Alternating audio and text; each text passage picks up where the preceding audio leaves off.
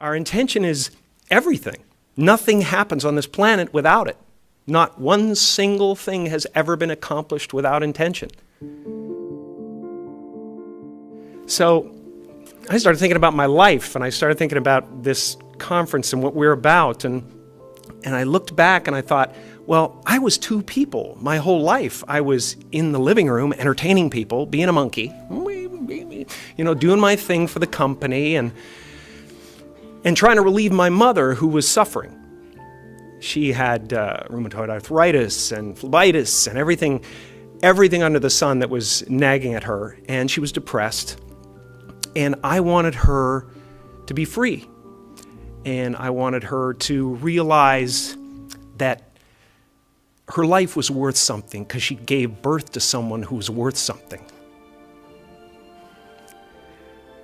And then I would go into my room and I would sit with a legal pad. I was a little kid. And I would sit there and I would try to figure out what it meant, what it was all about. Why are we here? What is this?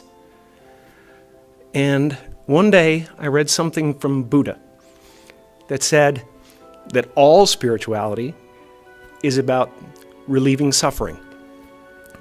And I suddenly realized that's what I'm doing in the other room. and I'm aligned. My purpose is aligned with this. So I felt incredibly lucky. I lose sight of that all the time. I get caught up in different concerns and ego concerns. But I'm so lucky to be a part of this community and to do something that is of value. And I really cherish that. And we are all one thing. Do you understand that all of this entire event is happening inside you?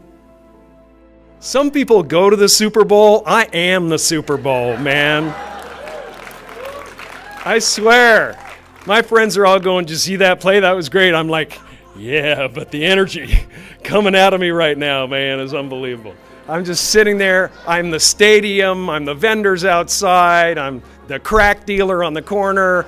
I'm everything, man. There's no end to it, and it's so much fun. It's so much fun.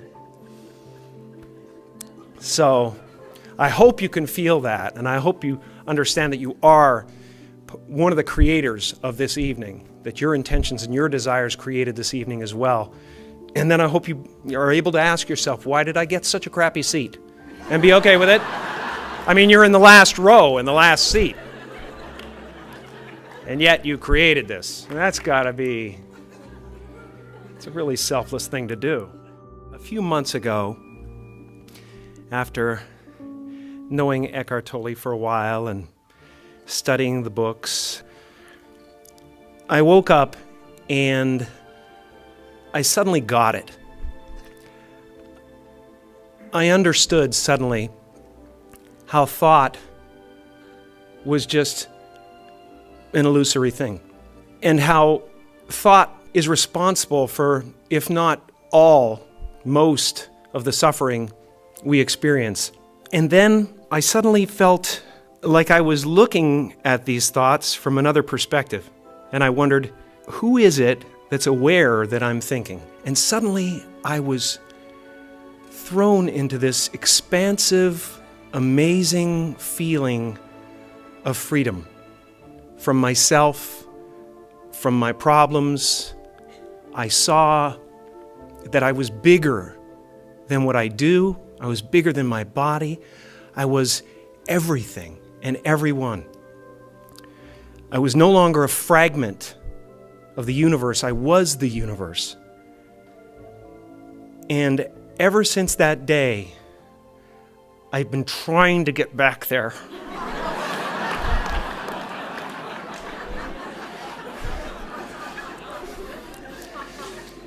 It comes and it goes. It's like riding a wave. Sometimes I'm on, sometimes I'm off. But at least I know where I want to go. And I want to take as many people with me as I possibly can because the feeling is amazing. Life doesn't happen to you, it happens for you. Sometimes I think that's the only thing that's important, really, It's just letting each other know we're here, reminding each other that we're part of a larger self. You are the vanguard of knowledge and consciousness, a new wave in a vast ocean of possibilities. On the other side of that door, there's a world starving for new ideas, new leadership. I've been out there for 30 years. Fear is going to be a player in your life, but you get to decide how much. You can spend your whole life imagining ghosts, worrying about the pathway to the future, but all there will ever be is what's happening here, and the decisions we make in this moment, which are based in either love or fear. So many of us choose our path out of fear disguised as practicality. What we really want seems impossibly out of reach and ridiculous to expect, so we never dare to ask the universe for it. I'm saying I'm the proof that you can ask the universe for it. How will you serve the world? What do they need that your talent can provide? That's all you have to figure out. As someone who's done what you're about to go and do, I can tell you from experience, the effect you have on others is the most valuable currency there is. Everything you gain in life will rot and fall apart, and all that will be left of you is what was in your heart. I've often said that I wished people could realize all their dreams and wealth and fame, and so that they could see that it's not where you're going to find your sense of completion. Like many of you, I was concerned about going out into the world and doing something bigger than myself, until someone smarter than myself made me realize that there is nothing bigger than myself. My soul is not contained within the limits of my body. My body is contained within the limitlessness of my soul. The imagination is always manufacturing scenarios, both good and bad, and the ego tries to keep you trapped in the multiplex of the mind. Our eyes are not viewers, they're also projectors that are running a second story over the picture that we see in front of us all the time. Fear is writing that script, and the working title is, I'll never be enough. No matter what you gain, ego will not let you rest.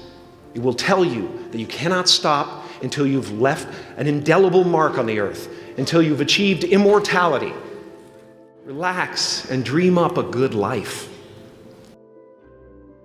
As far as I can tell, it's just about letting the universe know what you want and working toward it while letting go of how it comes to pass.